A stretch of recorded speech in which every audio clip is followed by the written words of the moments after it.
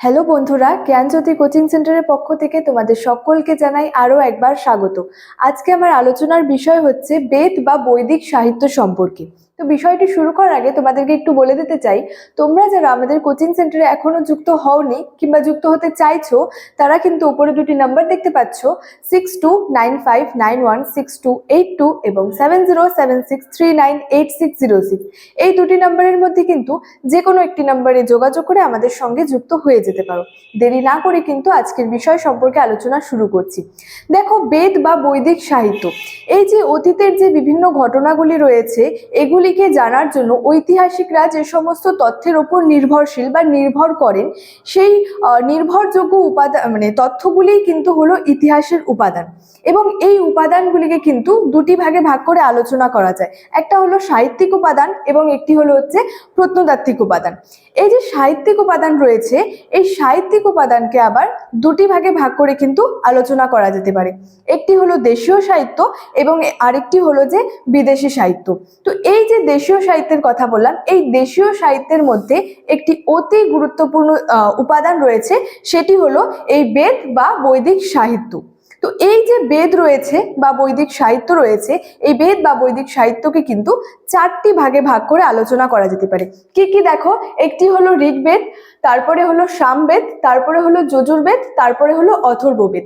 এই চার ভাগে কিন্তু এই বেদ বিভক্ত। এবং এই যে চারটি ভাগ রয়েছে, এই চারটি ভাগের মধ্যে অর্থাৎ ঋগ্বেদ, সামবেদ, যজুর্বেদ, অথর্ববেদ, এই চারটি ভাগের মধ্যে কিন্তু ঋগ্বেদ হলো সবচেয়ে প্রাচীনতম গ্রন্থ এবং বলা যায় যে সবচেয়ে গুরুত্বপূর্ণ গ্রন্থ ছিল, গুরুত্বপূর্ণ বেদ আর কি এই ঋগ্বেদ। তো এই ঋগ্বেদের যদি রচনাকালের কথা বলি, তো দেখো এই ঋগ্বেদ হচ্ছে খ্রিস্টপূর্ব 1500 থেকে 900 অব্দ মধ্যে কিন্তু এটি রচিত হয়েছিল। ঋগ্বেদের রচনাকালের কথা যদি বলি, তো এটি হচ্ছে খ্রিস্টপূর্ব 1500 থেকে 900 অব্দের মধ্যে কিন্তু এটি রচিত হয়েছিল। এবং যদি বলি এই যে ঋগ্বেদ থেকে আমরা কি সম্পর্কে জানতে পারি, অর্থাৎ কি জানা যায় এই ঋগ্বেদ থেকে, দেখো এই ঋগ্বেদ থেকে মূলত বলা যায় যে সপ্তসিন্ধু অঞ্চলের হচ্ছে আমরা ইতিহাস জানতে পারি। এবং সপ্তসিন্ধু অঞ্চল বলতে সেখানে যে আর্যদের যে সেখানে বসতি স্থাপন ছিল, এছাড়াও সেখানে আর্যরা কিভাবে তাদের বসতির বিস্তার করেছিল বা কিভাবে তাদের বসতি স্থাপন করেছিল, এছাড়াও সেখানের হচ্ছে রাজনৈতিক জীবন সম্পর্কে, তাদের হচ্ছে সামাজিক জীবন সম্পর্কে, অর্থনৈতিক জীবন, ধর্মীয় জীবনের কিন্তু পরিচয় পাওয়া যায় এই ঋগ্বেদ থেকে।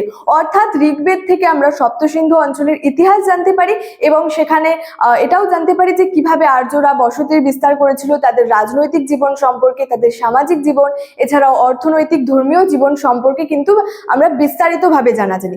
এবং এই যে বাকি যে বেদগুলি রয়েছে, অর্থাৎ সামবেদ, যজুর্বেদ, অথর্ববেদ, এই বেদগুলি থেকে কিন্তু বলা যায় যে আমরা পরবর্তী বৈদিক যুগ সম্পর্কে, পরবর্তী বৈদিক যুগের কিন্তু ব্যাপারে আর কি জানতে পারি। এবং এই যে পরবর্তী যুগের কথা বললাম, তো এই পরবর্তী যুগের যদি সময়কালের কথা বলি, দেখো এই পরবর্তী ঋগ্বৈদিক যুগের সময় রচনাকাল দেখেছিলাম আমরা যে খ্রিস্টপূর্ব 1500 থেকে 900 অব্দ পর্যন্ত। পরবর্তী বৈদিক যুগের সময়সীমা হচ্ছে যে খ্রিস্টপূর্ব 900 থেকে 600 অব্দের কিন্তু মধ্যবর্তী সময়কালে এই পরবর্তী বৈদিক যুগের সময়সীমাটার কথা।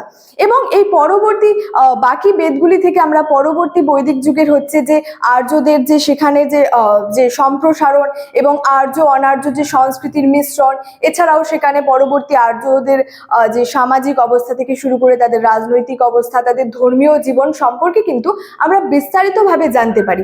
তো ঋগ্বেদ থেকে আমরা যেমন এটা জানতে পারি যে আর্যদের বসতি স্থাপন, তাদের রাজনৈতিক অবস্থা সম্পর্কে। পরবর্তী অপর বেদগুলির থেকে আমরা পরবর্তী বৈদিক যুগের বিভিন্ন অবস্থা সম্পর্কে কিন্তু জানতে পারি। তো এই ছিল আজকে আমার আলোচনার বিষয়। ভিডিওটি ভালো লাগলে অবশ্যই লাইক, কমেন্ট এবং বন্ধুদের সঙ্গে শেয়ার করে দিবে। দেখা হচ্ছে তোমাদের সঙ্গে পরবর্তী ভিডিওতে। ততক্ষণের জন্য ভালো থেকো, সুস্থ থেকো।